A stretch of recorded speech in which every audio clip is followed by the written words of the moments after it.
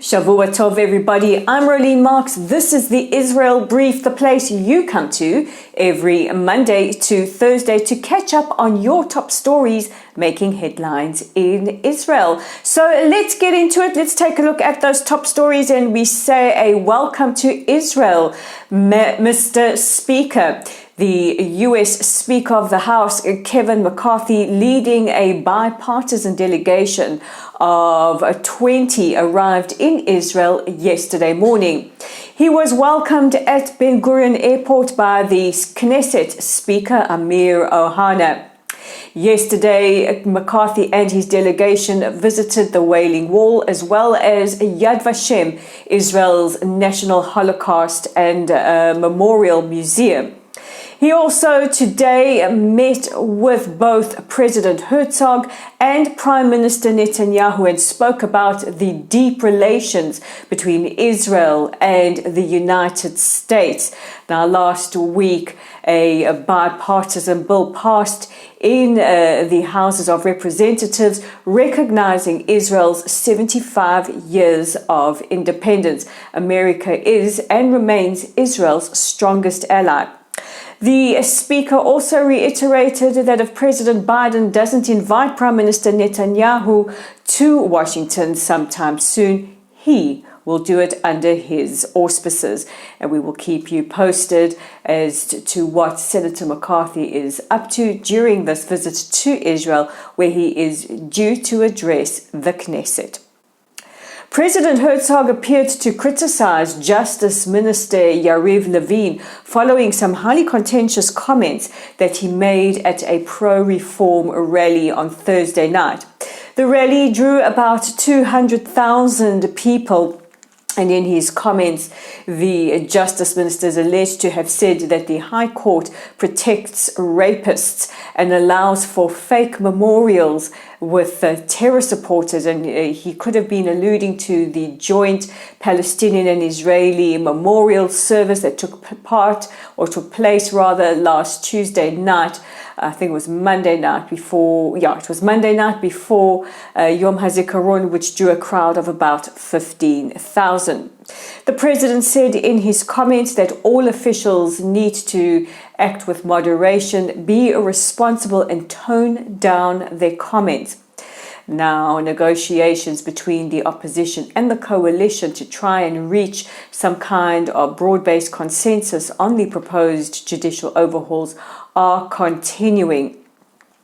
These issues have become highly divisive here in Israel and have filtered out into the general diaspora. I have noticed a significant increase in the amount of disagreements that sometimes quite robust and fiery between people of different opinions. And yesterday morning, the Knesset officially opened its next session. A Kuwaiti man filmed himself screaming "Free Palestine" to Israeli children at Dubai International Airport over the weekend. The children with their parents were waiting for a flight from Dubai to Tel Aviv. The Emirati Interior Minister has said that the relevant authorities are looking into it.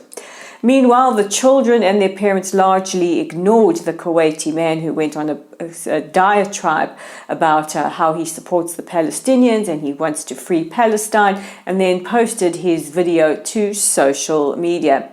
Well, nothing says free Palestine like screaming at a bunch of toddlers. And finally, she's at it at Eurovision. Noa Kirel, our Eurovision hopes, has performed her song Unicorn for the first time at rehearsals in Liverpool. Yes, the annual festival of cheesy music. Hey, we all love it. And who can forget some of our greatest winners like Netta, who won for Toy just several years ago.